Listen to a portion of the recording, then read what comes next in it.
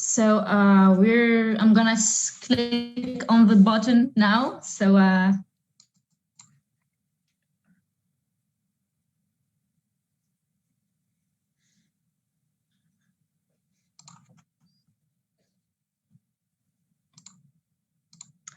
hello, everybody. We're super excited to have Oscar and Matthias from Startup Commons with us today. So thank you, all of you, for joining again today for our first session at Ins and Out of Ecosystem Building. And it's going to be our second session in the Global Week of Entrepreneurship, celebrating it our way too, by inviting, international gurus, really experts, and having a lot of experience this last decade in ecosystem development. So I'm going to make a quick reminder for new people joining that were not part of the session yesterday. So this program is actually a fruit of a collaboration between Smart Capital and myself. I'm part of the team of Smart Capital and Projet Innovi, European Union for Innovation.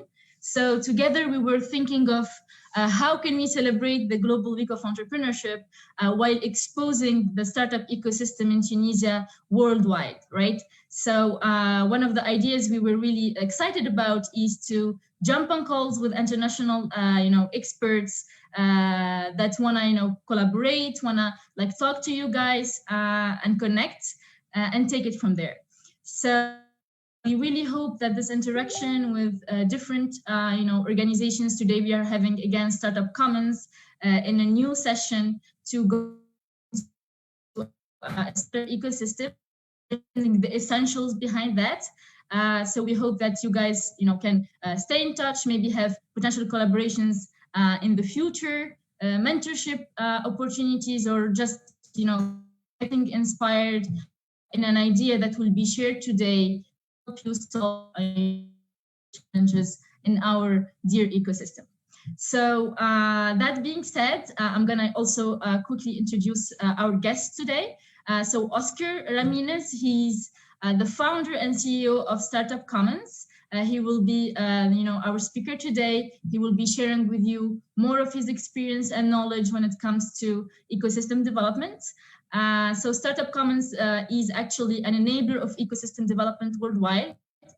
So they work for in empowering, governments, locals in different places, West Asia, European Union, etc.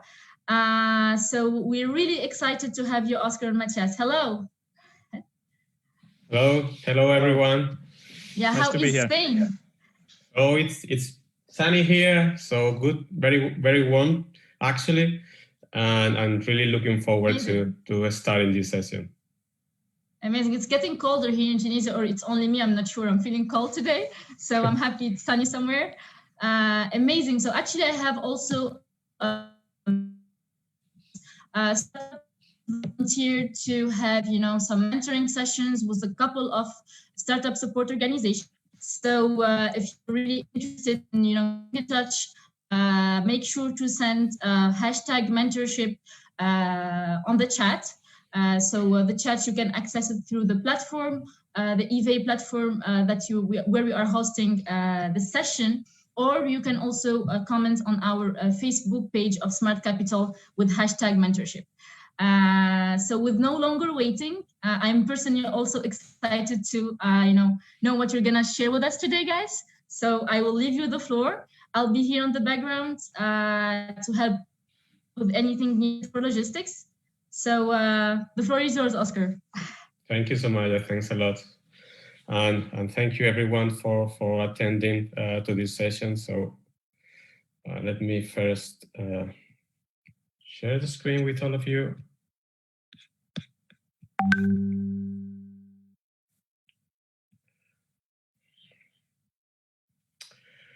All right, so today we have a session around essentials of ecosystems analysis. So yesterday we had like a really, I would say, tough session where we basically we share a lot of content and concepts around the fundamental parts of ecosystem development, the main challenges, the main issues that ecosystem builders are facing on daily basis, and also the principles and the framework behind developing an ecosystem. And basically today, what we are looking is to basically to put all that information or that knowledge into practice with something really key like ecosystem mapping or measurements to basically to measure ecosystem performance and tools, and also sharing with all of you some business cases based on real work with a couple of ecosystems coming from different parts of the world. So let's see if it is quite interesting, this session today for all of you, and you get to learn a lot today. And as usual, I think that you have today different channels to drop your Q&A, to drop your questions, and then on the Q&A part, we will take them and we'll try to reply and bring more clarifications around your questions and doubts that you may have during this session.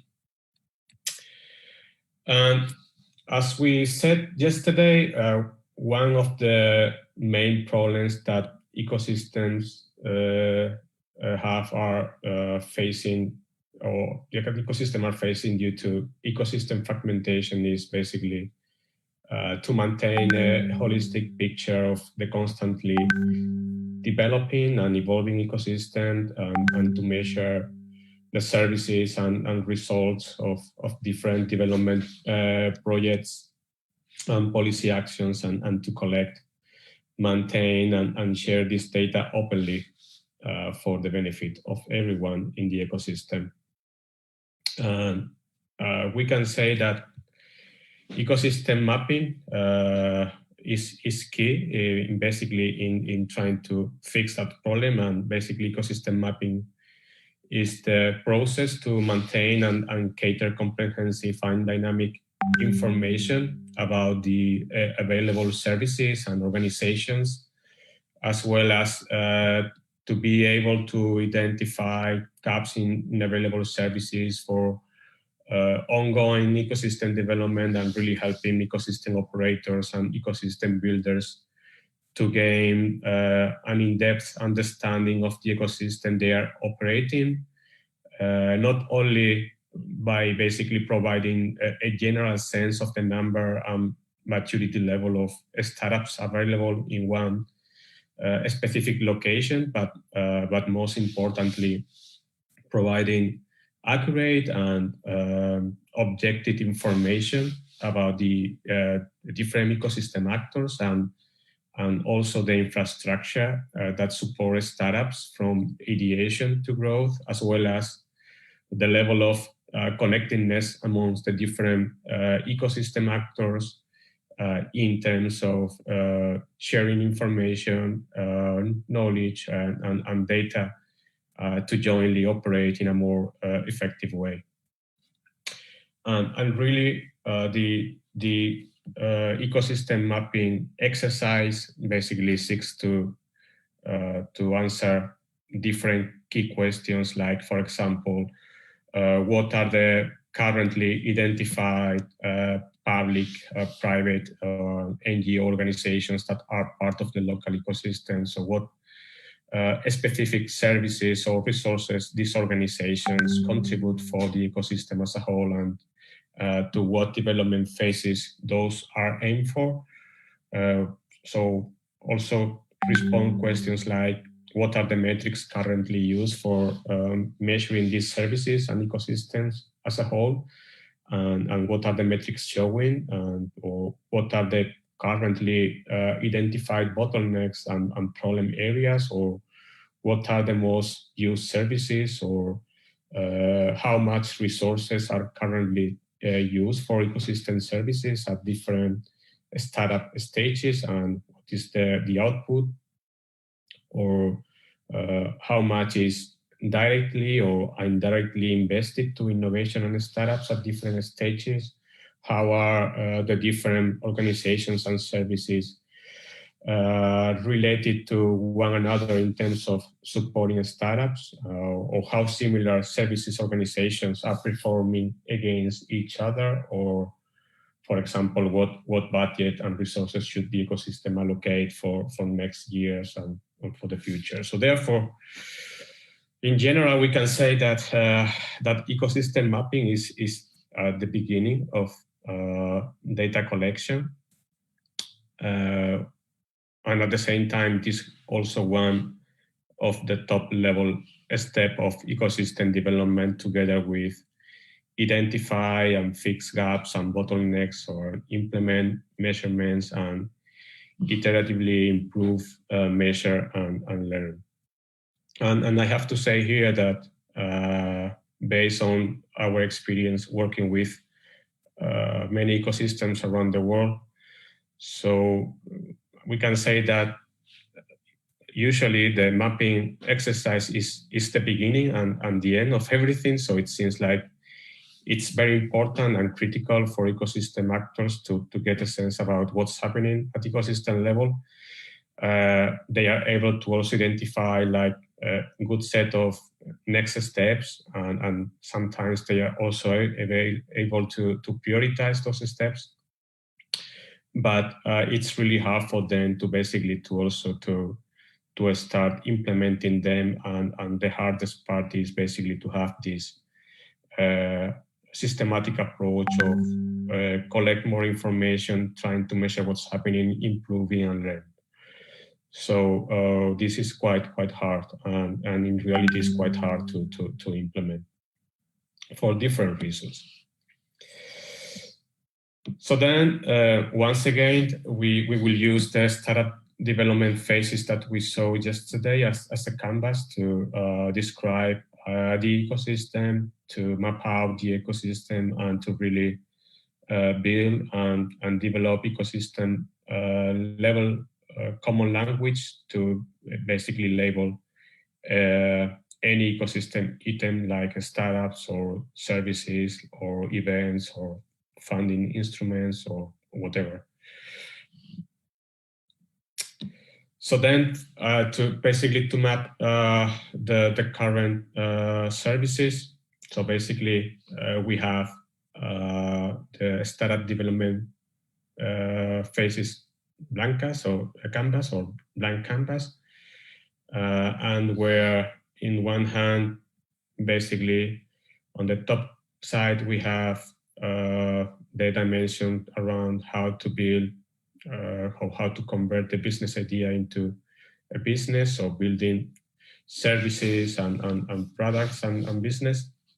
And then on the bottom side, we have the team side. So the services contributing towards building team skills, commitment, organization, values, culture, etc. And where the key point here is to basically to have a complete picture of the both sides, and basically helping to identify services that contribute to develop the startup in a balanced manner, taking into account their product side and also taking into account the team side.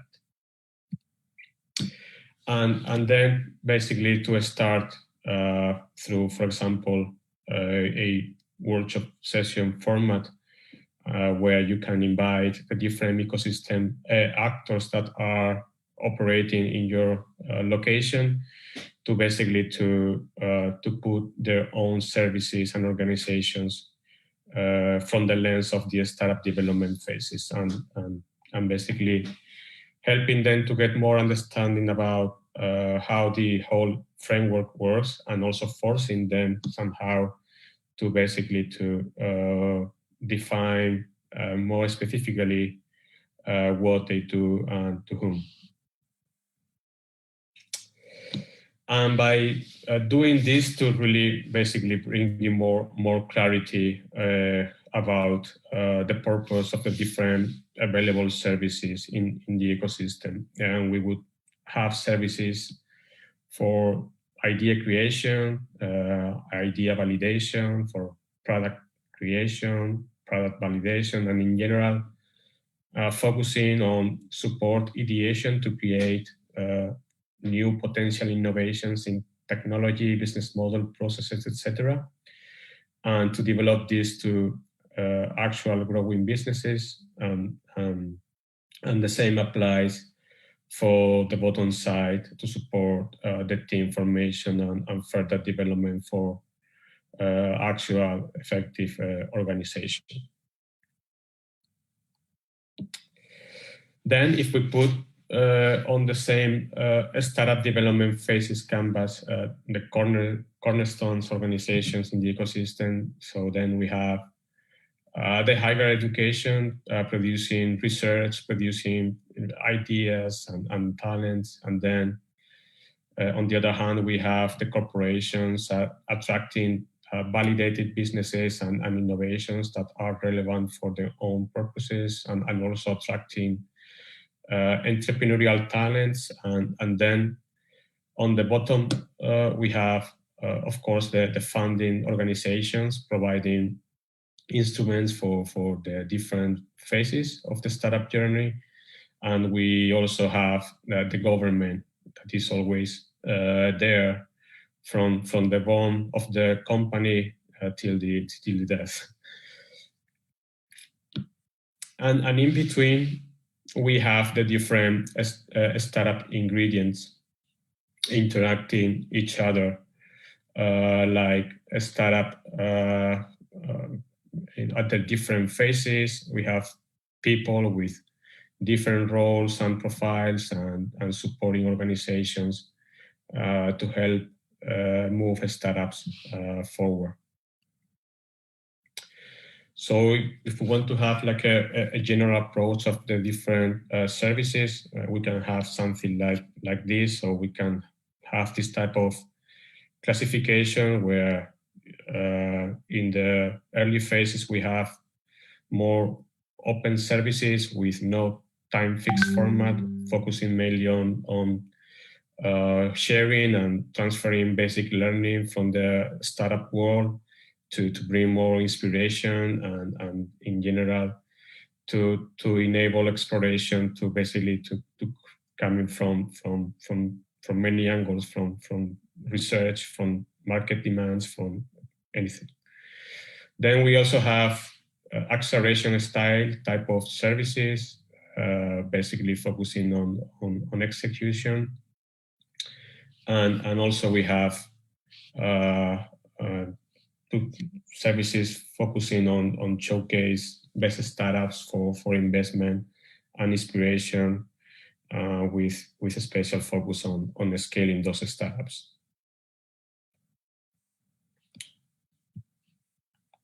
Then we have different type of services, like this one that more specifically that you can see for each of the different phases of the framework that can be applied to basically to help create products from business idea to business, or services more focused on the team creation side. And really, when you do this exercise, take into account all these concepts, so then to have like a more visual way to understand what's happening in your ecosystem. So the type of services that you can find for each of the different stages, supporting startups along the way, for business idea creation or for team formation. You can start looking at type of overlappings that there are in the ecosystem. You can start looking at gaps that you can find in the ecosystem. So basically, very quickly to get a sense of what's happening in reality and how to move forward to the next level. And really start collecting before or beyond identifying these services and these organizations supporting startups, to also get more details about each of those services like who is the owner and the name of the service, and some basic description of the services, how those services are connected with others, entry criteria, which is the target customer and users, which is the exit criteria, some KPIs related to that service, what is the budget available to deploy and deliver that service. So many relevant information that when is collected from each of the different organizations in the ecosystem, and when it is collected in a standardized way, it gives like a better understanding about the things happening in your ecosystem. And using service templates like this one that we created, basically to, as we said, to start collecting information in a standardized way from the different available services in your ecosystem, and really looking at KPIs from two dimensions, from the startup perspective and also from the service perspective itself. And also when adding the time dimension, to just give a sense about the ability of those services. So is the service available monthly, weekly, per year, and just to basically to help communicate easier to any ecosystem user that availability of those services. And related to mapping, and again, I'm sharing here with all of you a couple of business cases to really help you understand and add more clarity around how different ecosystems are mapping their ecosystems by making use of startup development phases and tools and knowledge in general.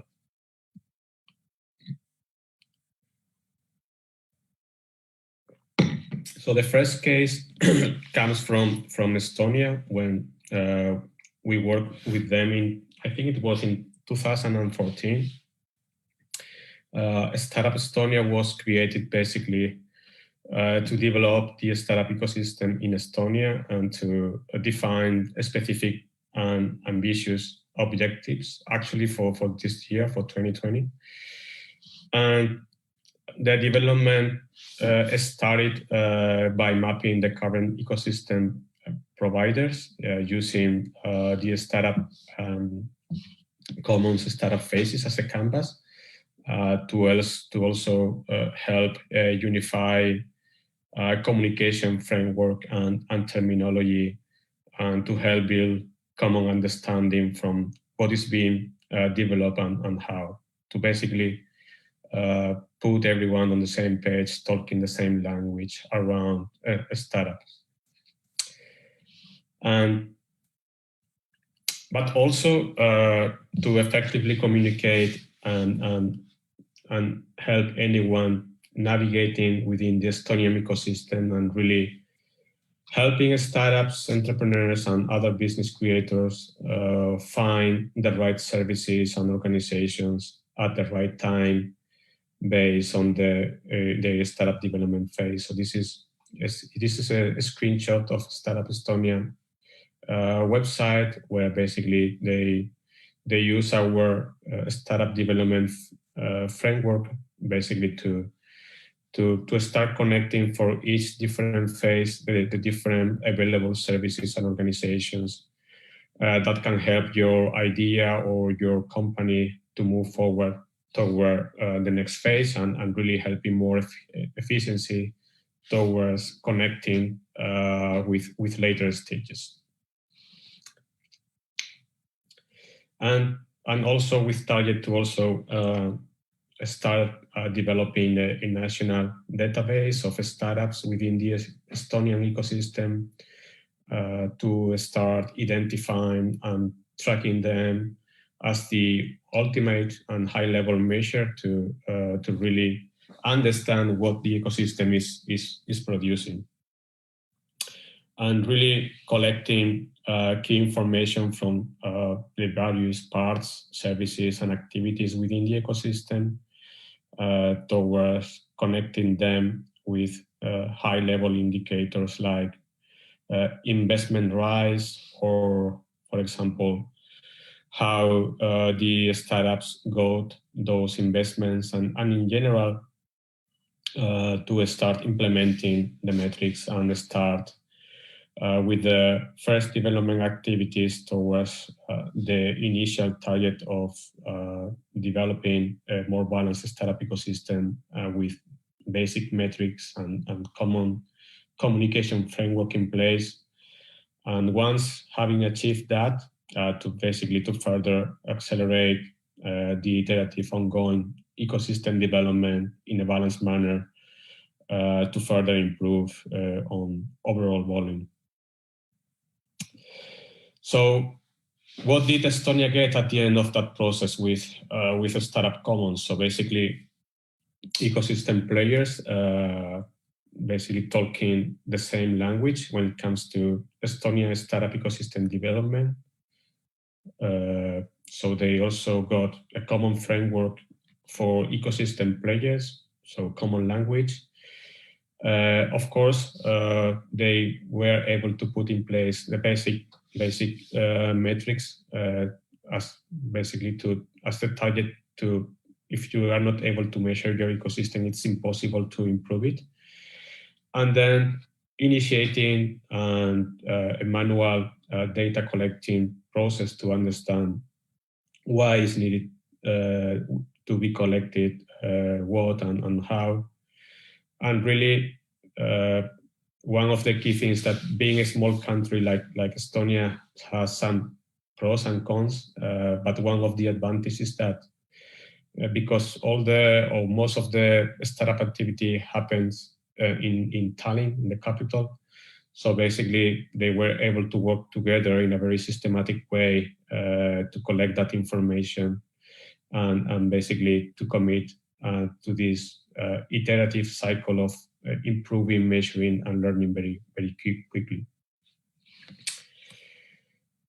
So then the other case comes from Macedonia, where basically we strengthened the capabilities of a startup Macedonia organization towards assisting them in designing a questionnaire to collect all relevant data for Macedonia startup ecosystem research that Startup Macedonia organization had to make specifically around historical data coming from the different organizations and actors, around actual data in terms of getting a sense of the current challenges that they are facing. So what's the current opinion of the startup scene there, or how are they pivoting from the original idea and why, and also some research about future plans like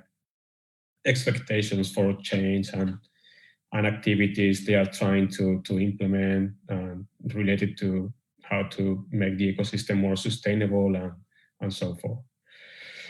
And then another key part of that relationship was to transfer our expertise in ecosystem building to help in improving the methodology, the tools, the techniques, and criteria for mapping the ecosystem in a matter of making effective matching and showcasing the pools of Macedonian startup ecosystem on real time by helping startups get the right services and connections at the right time, and also help public and private sector decision makers and service providers tailor their services to the specific needs of the startups and other ecosystem actors, and also design a set of metrics that can give Startup Macedonia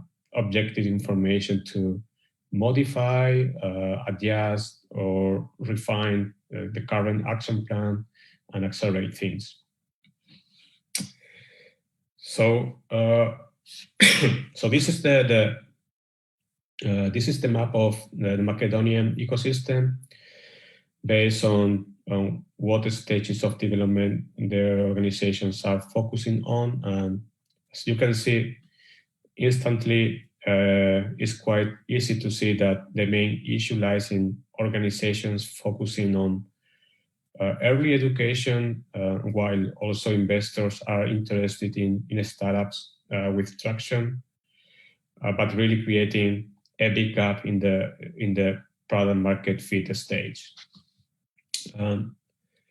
They also went through the visualization of the different programs, events, and financial support, and really by doing this exercise, they got to understand with this visualization why the Macedonian ecosystem is in its early stages. As we can see, most of the support organizations have focused their resources on early entrepreneurial education and creation of demo or prototype products from ideas. And now they can also identify the large gap that exists in the ecosystem, which is the lack of company building support in the product market fit phase. And therefore, as you can see, there is a big gap or fracture in the ecosystem in the validation phase that is as much an opportunity for also all organizations, as it is a critical gap that needs to be occupied by services that can connect products or services with investors. So it's also a really great tool to communicate, hey, this is what we are missing in the Macedonian startup ecosystem. There are many ecosystem actors focusing on the early phases, so why not some of them can, with the right expertise, put more focus on this validation phase to basically to increase the conversion phase rate from those coming from earlier phases towards validation phase and connect them with investors, for example. And really, that was one of the big discovery by mapping Macedonian startup ecosystem, was to find out that the lack of services and activities on the team to organization side, as well as for co-founder team formation and commitment building, which is a critical on the beginning part, forming startups of the ecosystem from a startup development phases -2 to 0 range, with focus on how to improve the quality and volume of committed funding teams with aligned vision and high potential innovation. And really understanding that more and better effort was needed at ecosystem level towards building committed funding team by basically bringing and developing specific services and activities, basically to create entrepreneurial core co-founding team of 2-3 people, or to bring more balance ownership and responsibilities within the team, and how to balance skills, or how to bring this type of can-do attitude, and confirm everything with shareholder agreement document for commitments in the future. And also, basically on the business side, pursuing the high potential business opportunity for basically to identify high demands coming from the markets, or identify clear market timing, etc. So when we also talk about ecosystem analysis, it is also very important to spend some time understanding the measurements that are needed to measure any ecosystem performance, as only the things that can be measured can be improved. And when we look at what we want to measure, we look at the startup ingredients, and we have startups and startup processes, as well as startup ecosystems and activities can all be identified, mapped, measured, and improved. And so to measure the ultimately output of an ecosystem is, of course, a measurement of how effectively startups emerge, develop, and grow successfully out of the ecosystem. So therefore, measuring the progress of startups is key, as well as measuring each of the support processes contributing for the development of the startup are key too. And if we think about generally data and metrics in ecosystem, we have many services and service paths. We find bottlenecks, remove overlaps to develop imbalance. We have input and output volumes of each service to measure, analyze, and iterate to improve services and to improve overall efficiency.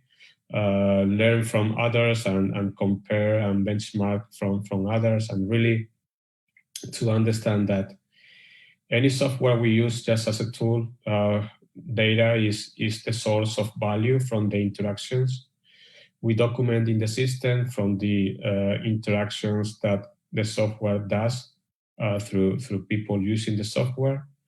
So let's look at the KPIs a bit closer. So what do we need to measure? So basically, we need to measure startup progress and contributing factors, meaning how startups come together and what are the different actors that contribute to that progress. We also need to measure service intake, output efficiency, and feedback. So identifying and mapping the available ecosystem services and organizations, looking at how those services are being consumed, what is their service output, how they are performing, their efficiencies, etc. And also we need to measure outcome of the ecosystem development actions. So these are ecosystem development initiatives with a specific criteria to improve specific development phases or gaps that were identified at ecosystem level, and to be also benchmarked locally, nationally, and internationally. So let's look at measuring the startup progress. We can look at the whole ecosystem as a funnel through the lens of the different support services that are there, and we can map it on top of the development phases. So in each of the development phases, we can look at the input of companies arriving or talents arriving to the development phase, and the output of companies or talents coming from that development phase. So applicants, or how many applicants, what type of applicants, how many graduates, entry of source, so meaning where they come from, or how many drop off between phases, and total numbers. So this type of criteria we can have in every development phase, and with this funnel measuring, we can also identify how much is missing between development phases, how many comes from outside, from, for example, other ecosystems. So how many you are able to capture from the different development phases, etc. And all this information can be captured from the different support services, but only if those services are connected to a shared infrastructure that is able to capture both individual and service data in a logical and consistent way. And depending on how granular and detailed information is that can be collected, information can also be aggregated into higher and higher level, and ultimately at ecosystem level. So really finding levels and different type of visualization for different needs and serving different purposes. So from the session we did yesterday, when breaking down the startup development phases, we saw that we have 3 key areas from an ecosystem perspective to really understand what we are producing and how we can support startups along the way.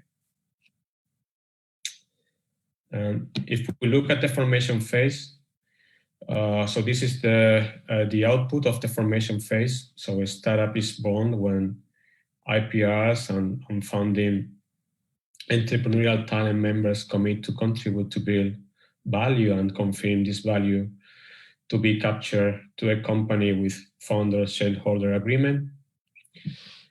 So therefore, from formation support function, you can collect assets and sources for assets, other functions like promote and market the functions, promote pre-shareholder model, and track marketing effectiveness via web traffic and KPI. So this is the other type of functions that we can find in this phase. And attached to that, we have a big set of different KPIs related to the formation services. We can have a number of assets, resources and tools in pool library. We can have KPIs around number of sources of talent or the quality of the sources and the channels. We can have more metrics around number of challenge or problem definitions to work on, number of events organized, number of potential ideas, quality of ideas formed, more metrics around number of ideas and or teams moving forward, number of participants, total number of new participants in different services, total number of unique participants, metrics or KPIs around velocity, so time from new challenge to quality ideas, so how fast they are moving from being a challenge to basically be a candidate to develop, and so forth. And also KPIs related to the startup idea, so quality of ideas from or volume of co-founder reach or volume of co-founder discussions. And also on the team commitment side, we have also specific KPIs attached to the formation of the team formation services. We have volume of number of potential teams that enter into commitment validation, or sources of teams or number of committed teams, the quality of teams, the quality of the shareholder agreements, quality of legal support by partner, and so forth. And then again, KPIs related to the startup team, so like number of meetings needed, or number of team member restructuring needed, and number of shareholder draft version iterations. So really capturing key information that can bring more understanding about how to basically increase the conversion rate from those with an idea into converting them into the beginning of initiating a startup. So then from the validation phase, again, that is connected with the formation phase, and the criteria to fulfill prior applying validation phase support is to have signed and verified shareholder agreement, and also ideation and value propositions and assumptions in place. And basically the validation phase focus on educating importance of validation, provide tools, workshops, and knowledge about methods of MVP building and validation, together with support functions for channels, customers, audience to validate, with user groups, with company contacts through testing events, showrooms, piloting projects, etc. And really focusing on supporting processes of validation process. So test, run, data collected, learnings, iterations, pivots, until target validation level achieved for scaling. And here again, we have different KPIs attached to the validation services. So we have number of teams entering into validation phase, or the volume or quality of the sources of teams, again, where they came from and how they heard about this. Quality of teams, quality of shareholder agreement, quality of potential innovation with a special focus on the problem-solution fit, or market potential or market timing, quality of partners, trainers, quality of service functions, velocity, time from entry to validation, etc. And also KPIs related to the startup validation. So number of assumptions to validate, or the quality of methods to validate those assumptions, and number of actions validating assumptions, the quality of the results of the validation, so how they documented those validations, what they learned, quality of happy customers, quality of paying customers or users, sold projects, etc. Quality of pitch. And then on the growth phase, growth is about scaling, multiplying all required things that are validated to work in most efficient manner, while having clear methods in place to actively measure and validate the scaling processes and overall progress. And here again, we have KPIs attached to the different services, like number of interactions between startups, scaling, with investors, with companies, or how was the quality of matching of results from those introductions, or what is the quality of the advisory services for those startups scaling, and things like that. And then again, we have a lot of KPIs that can be attached to the startup itself, like quality of the go-to-market strategy, or the volume of inbound traffic growth, or quality of inbound traffic growth, and so forth, and even more like quality and value of customers, and quality of business plans, quality of recruiting and onboarding, and so forth.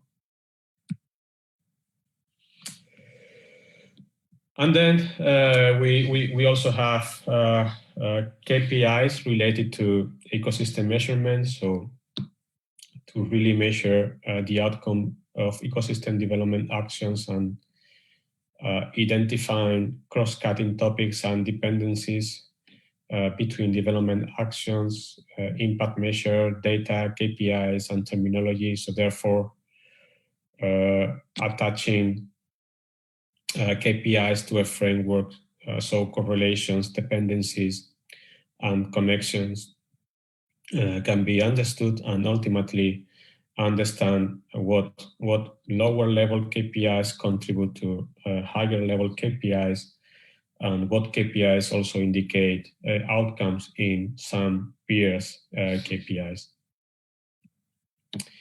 So when we look at the key actors of the startup ecosystem, we can say that we have 4 top-level segments. So we have, in a broader scale, we have the economic development, we have the service organizations, and then we have the startup companies in the different phases, and individuals like talents, entrepreneurs, startup team, angel investors, etc. And when we look at the development focus area, we have items to improve. So things we want to improve, like we want to improve innovation in the ecosystem. So we want to improve talent in the ecosystem. We have to improve entrepreneurship culture, or we want to improve the supporting services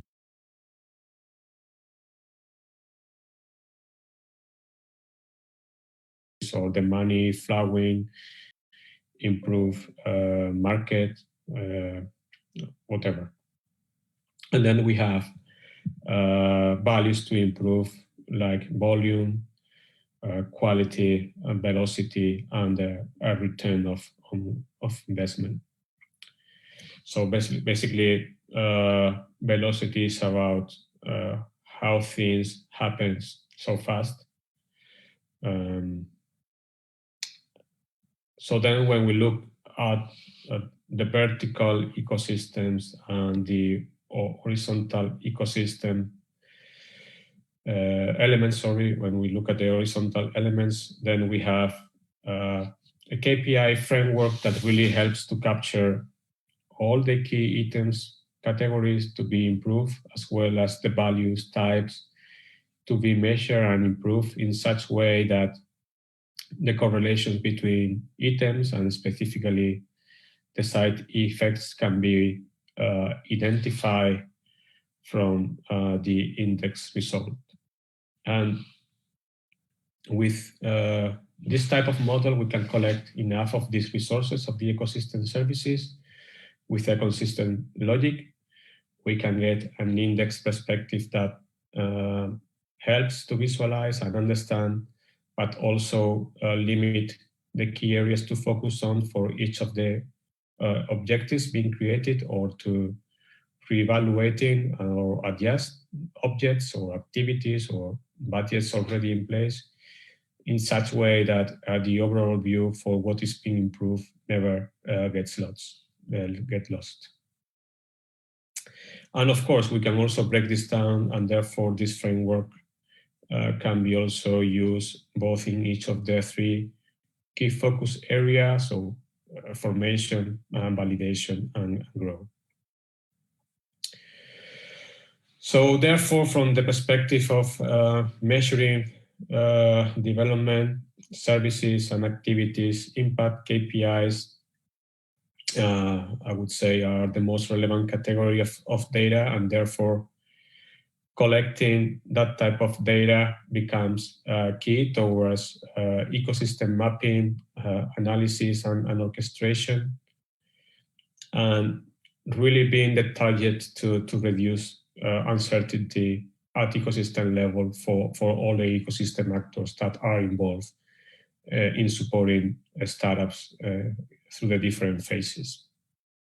Starting with ecosystem mapping to really understand the relationship between the different actors, towards understanding the patterns at ecosystem level, and with final target of orchestration where there's enough understanding around the principles that operates the ecosystem. And also bringing the digital dimension to really automate and bring more efficiency at all levels, and making data flows like this for the benefit of everyone within the ecosystem, and really having an ecosystem user experience like this, as we talked yesterday, where finding any ecosystem item should be as easier as possible and really as effective as possible by taking into account where you are presently in, your track records, your interactions, your current needs, etc. So therefore, it's I would say it's a high priority for any ecosystem to work towards developing an open standard framework to effectively enable the ability of diverse systems, organizations, and cities to work together to componentize and to plug together ecosystem components and eventually enabling real collaborations and building connected ecosystems and really building a holistic distributed data infrastructure that would standardize information and data coming from multiple sources that also allow different platforms, applications, and information systems in general to talk to each other, to make data flow and allow effortless access to that data, and in general to allow interoperability between ecosystems. And really building an architecture like this, as we explained yesterday, a data sharing infrastructure formed by data assets and distributed across multiple and different sources, the organizations that operate and maintain them, and the processes, the policies and guides that describe how to use and manage the data. It can be seen, again, as an ecosystem of technology, processes, and actors or organizations needed for the collection, storage, maintenance, distribution, and use or reuse of data by the different end users within the ecosystem. So what are we creating at the end of the day with this digital approach and holistic thinking? So from a visual point of view, we can say that we can confirm that ecosystems nowadays in general behave like a traditional organization. So really all the ecosystem actors working in silos, being quite slow to adapt to new changes and really with poor understanding about how to take advantage of digital technology and data to bring more efficiency to the innovation process, to a startup building process.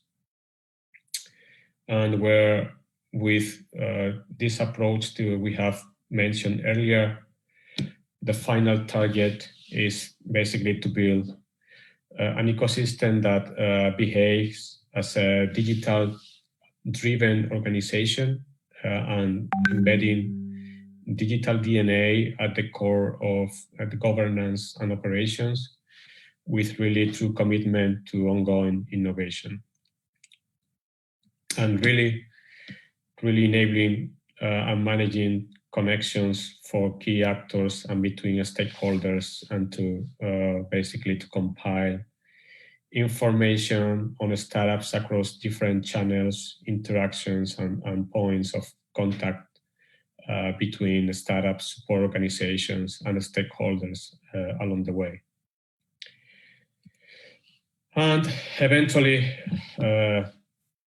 have a better way to observe the reality, to observe how your ecosystem is performing, how your ecosystem is behaving, trying to anticipate and predict, and eventually shape the future and take your ecosystem to the next level.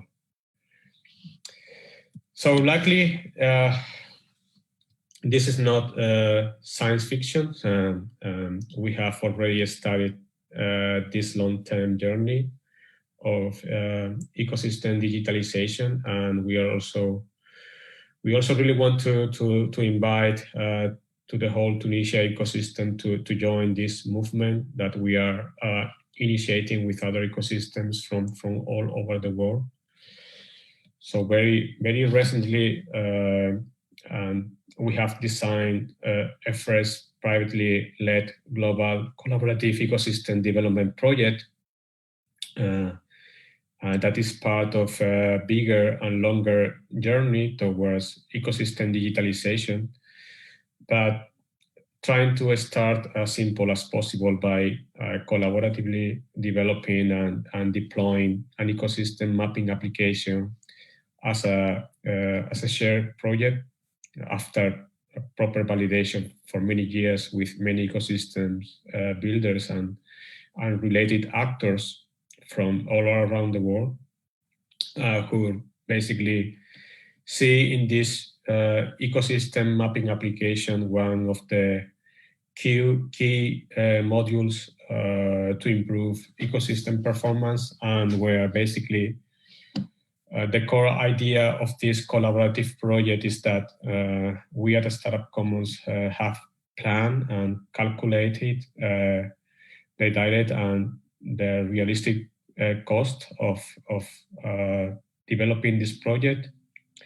And then the more ecosystems will join, the cheaper it will get per each ecosystem, while at the same time, all participating ecosystems get the full outcomes and benefit from collaborative learning, while also being able to adjust and localize key aspects from local perspective as needed. So with this innovative approach, we really want to initiate a transition from a manual mapping exercise with workshops type of approach, with this type of post-it notes that we have done in the past many times, to support service canvas mapping with the templates that we mentioned earlier, and to finally make it through ecosystem mapping application to basically to bring more automation and effectiveness. So basically, just using a startup development phases as the canvas to basically to where to start doing this mapping exercise, and where to start identifying the available services and organizations that are supporting startups in their different phases, and of course taking into account the business side on top and the organization side at the bottom, and start through that application to start making an inventory of your own ecosystem by starting and collecting basic information coming from the different available services in your ecosystem, like the service name or the service owner organization, and so forth. And also going a bit deeper and capturing in a standardized way more detailed information related to the service, to really start documenting services in a standardized way to basically to get more understanding about what's the purpose of those services, how many times is available per year, and so forth. So also adding the dimension side. And really make use of global best practices by using service templates that basically provide you with the ability to reconfigure new services and very quickly make changes for local adjustments. And then after setting up a service template, you can use that service to add new services to your ecosystem and modify any parameters that you need to basically fit in the reality that you have in your local context. And really have like a holistic view through that application to basically to see what's happening at ecosystem level, the different organizations, the different available services, and also to start getting a sense about how balanced is your ecosystem when it comes to existing offerings to support startups, and also to start identifying gaps and bottlenecks in your ecosystem. And because that can be quite crowded, also to add filtering options or functionalities to basically to get a more clear view about any service that you want to find. Like, for example, if you want to filter per phase, or you want to get a sense about which are the available online services that you have now in your ecosystem, or you want to have a sense of which of those services are delivered presentially, or which are the status of those services. So are they already being executed, or they are not published yet, and so forth. So giving more tools and more options in general to help navigate in this complexity of the ecosystem, and essentially bring more clarity. So yeah, so we have reached to the end of the presentation for today. Hopefully you have got like a good understanding about how to analyze an ecosystem. Of course, there are many other things on top of that, but we really wanted to give like a clear view about which are the key methods, the key processes, the key tools to start bringing more clarity about your ecosystem and take action on that. So now I'm open for questions, so let's make it.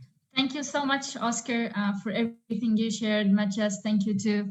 Really appreciate it. I personally enjoyed the content. I think it's different perspectives on seeing how we really can analyze an ecosystem, right? We have ideas on what are the main KPIs, but then you have your perspectives opened in that sense. So please, guys, go ahead. You can send on the chat the Q&A. So for a reason, there are some questions that show on the chat, others that don't. So I made sure to say everything here. And we can start with our first question, Oscar. So the first question is, so it's a person saying, I'm part of a startup incubator. How often should I analyze the results of our activities? Yeah, that's a good question, and that really varies on how long does it take your services. So basically, when working with different ecosystems around the world, well, we have seen that some incubator programs, for example, takes 3 years, which is a lot, and sometimes we have seen that those incubation programs take like some few months. So depending on the duration of your services, so that should be like a good time frame for you to measure the impact of your activities. Awesome. All right. So the next question is how to measure the quality of shareholder agreements. Yeah, that's good. So basically, here it's also very important to do this properly with legal experts. So those that are basically are used to create this type of documents, specifically in the context of entrepreneurship and innovation, and basically with more experience that they have, the better for basically to measure the quality of that document, because then they are able to identify if they see something that is not clear and it maybe can be a potential issue in the future. So then basically it helps to clarify and add more details on those, I would say, gaps. So a good way to basically to measure the quality is to involve this type of legal experts as part of that process, and basically, for example, if there's not too many modifications to make to that initial document, that can be as a good indicator to measure the quality if the legal expert has a huge experience working in that context. All right, sounds clear. So the next question is how to transfer knowledge to wisdom according to the charts you shared. Well, it's so there's no a magic recipe, and we don't have all the response to that. But basically, it's that process to how to collect or how to convert the information and data that you are already storing in your systems, and how to that can be shareable collectively with other actors, and how to start convert that into clear patterns that you can see. So having like a more clear picture, like, okay, if a startup follows this track in your ecosystem, so if they consume service A, service B, service C, so then you get most likely you get the sense of that this startup will be successful. So that becomes the wisdom. So it's more about initiating the process of collectively collect data and put that data works towards understanding what's happening and really understanding why things are happening. All right, thank you, Oscar. So there is Heji Ibtisam saying, thanks for your relevant presentation and explanation. Could you please share the link of the EC? I'm not sure if you understood what's the EC, because I didn't. EC? Yeah. Well, anyway, we will share the presentation for sure, and of course, you can also make our emails available for anyone that wants to Awesome. reach out individually, and maybe we can have like separate calls or conversations where they can basically bring more explanation around those concepts.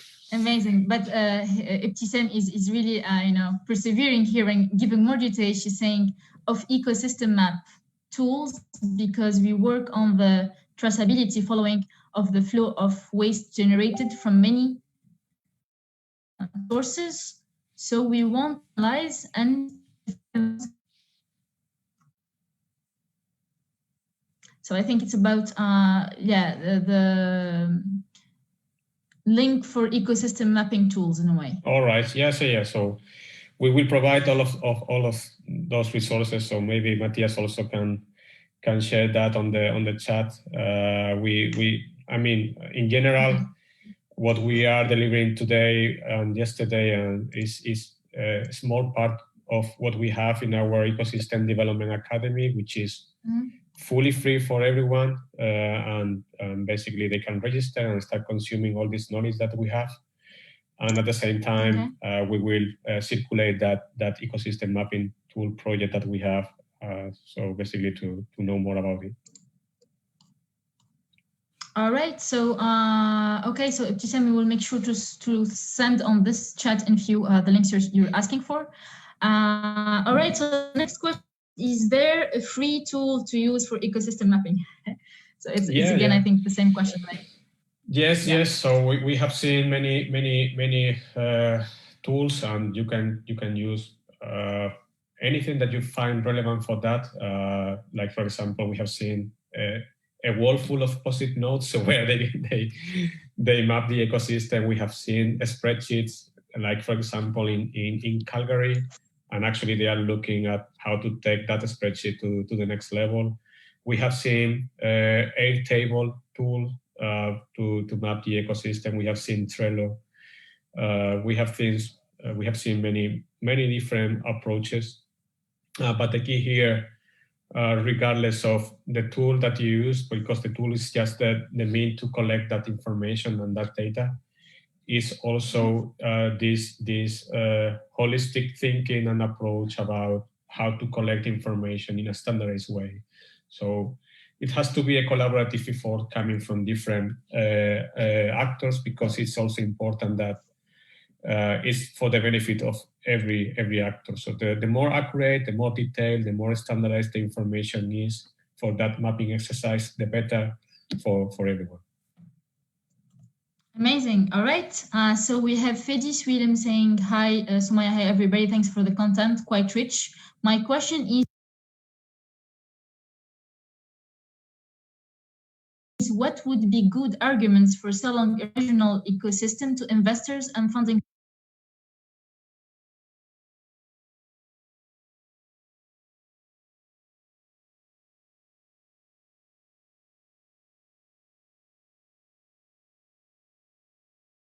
structures. Ecosystem in regions are mostly less mature than the one in the capital. What would be their competitive advantage? What can you repeat?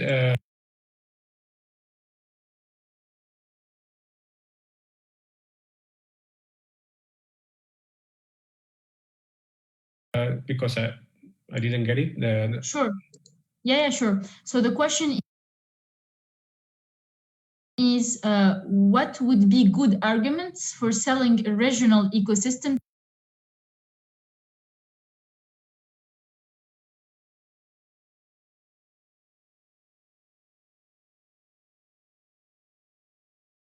to investors and funding structures? All right. And he's explaining how, the ecosystem in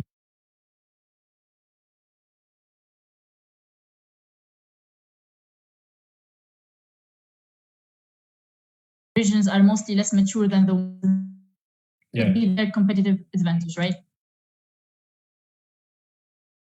Well,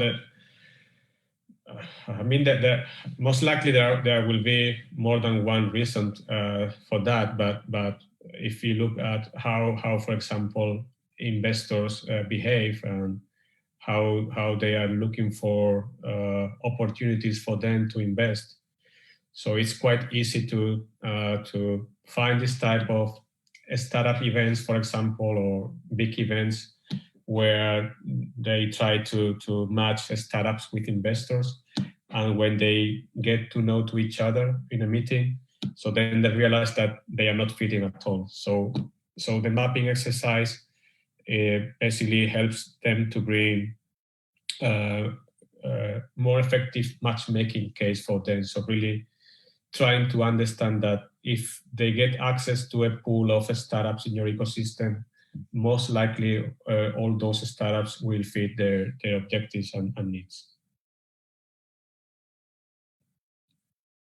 All right, thank you for sharing that. So I want to dig deeper into this question actually, because it's also really one of the challenges of the accelerators and incubators in Tunisia. So most of them really are centralized in the capital, and what you just shared makes perfectly sense on how they can, let's say, have more chance on their sides to shine. But when he mentioned like the competitive advantage, right? Can we think of a competitive advantage of a startup support organization just because they're not in the capital? Can they like make out of it a competitive advantage according to other ecosystems you saw, etc.? Yeah, of course.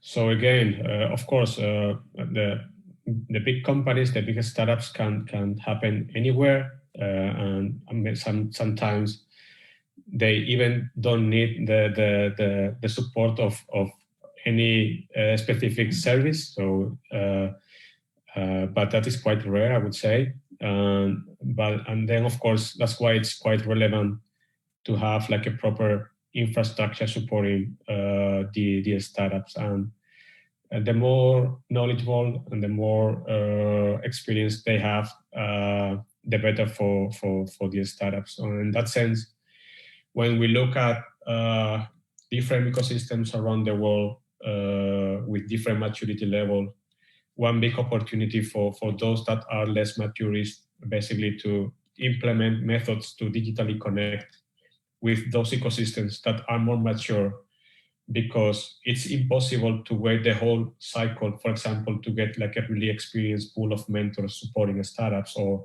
to really have like the right attitude at ecosystem level to invest in the local startups and things like that. So by connecting with more mature ecosystems, you are able to accelerate the development, and that can become a competitive advantage. All right. Thanks again, Oscar. So we'll take a couple of questions actually in order to make sure we're also, are respecting the time on our side. So the next one is, what are the top 3 KPIs we should focus on in the formation step? I believe it's the slide of formation and. Yeah. So again, that really depends on the service that you want to implement. But one important.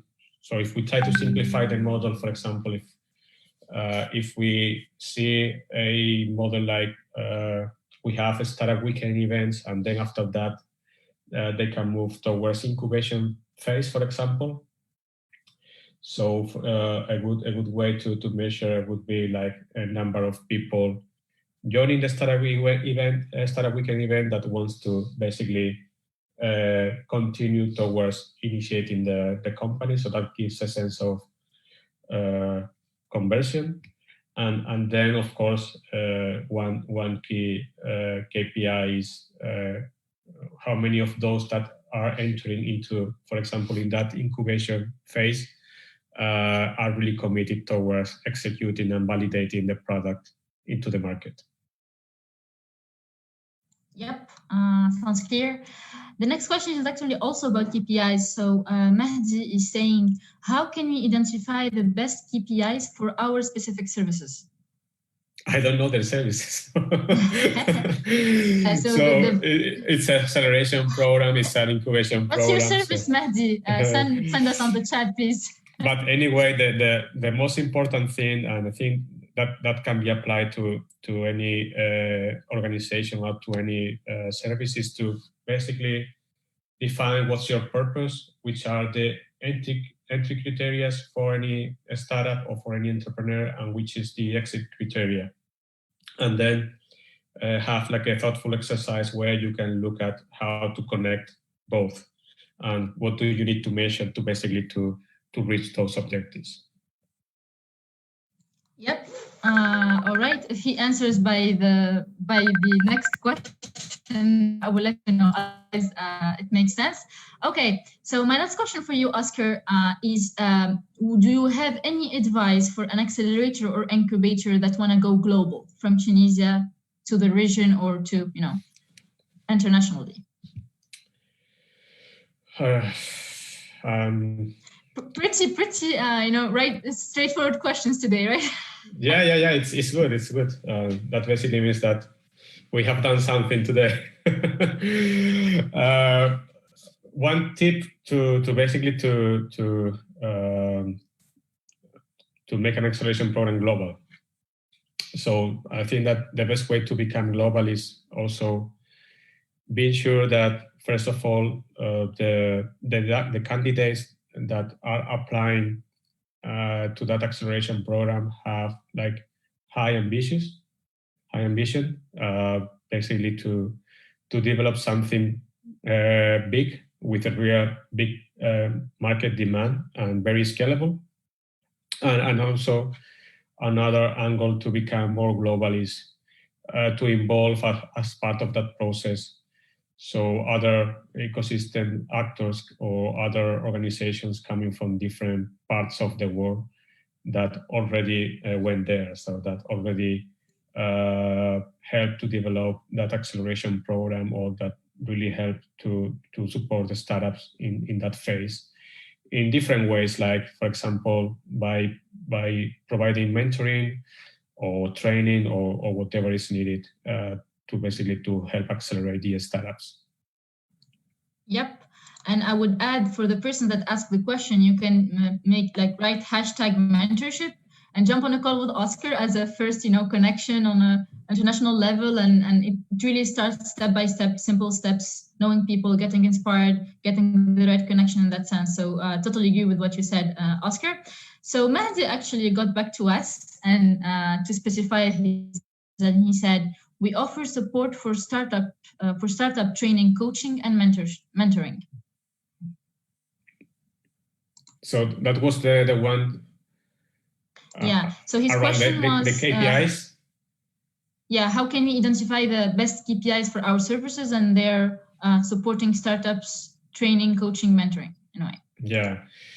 So basically, if we look from service perspective, they should be able to measure, of course, the quality of the coaching sessions. So how the coaches are performing. So really to get feedback from those entrepreneurs and startups that are receiving the coaching services in a very objective way, and also trying to capture how that coaching services are impacting on the development of the business idea, for example. Those two are really keys, because when doing this type of exercise, because we want to really to push them to do something, right? So it's important that after delivering this type of training and coaching sessions, there is a call to actions and next steps, and really a doer attitude, and it's really key to measure that, because if there's no actions, there's no startup. Definitely, yes, 100%. So we're about to end, our time for the session. So I'm just double checking one last time on the platforms to make sure we covered all the questions mentioned. In the meantime, I want to remind our audience today that if they're interested on jumping on a call with Óscar, please write hashtag mentorship. We already the names that already sent that. Other than that, we also care about your feedback, guys, in order to make sure to communicate them to our speakers, and also take them into consideration for the next sessions. So on the platform, there is a place called activity next to overview. You click on it and you will be accessing actually a feedback folder. It's one question, very fast. And we really will be appreciative of receiving your feedback in that sense. So Óscar, I checked the platforms. I think good. We covered all the questions for today. Yes, that's good. Amazing. I'm really happy. I mean, we're on time, and we covered all the questions. We counted ahead of time. Anyways, so anything else you want to share, guys, before ending the session? Matthias, Óscar. Maybe Matthias, you want to add something from your side? Yes, Matthias, you're in the background, making the magic happen, but we don't hear from you a lot. Yeah. I'm just here, just checking everything goes smoothly. But yes, everything has been great today, and just wanted to maybe say that or add for Óscar's presentation that I shared a couple of links to the chat boxes in YouTube and in Facebook, and also in the platform that about our ecosystem development academy, which Óscar already mentioned. So it's completely free. It's our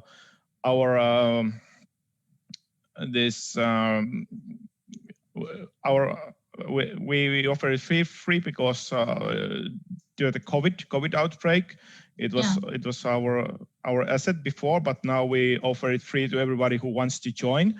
And it includes over 12 hours more material, 550 slides. If you want to take a deeper dive to this topic, so it's a good place to start. And also this digital approach to the mapping application presentation, which Óscar also mentioned at the end. I shared that link too.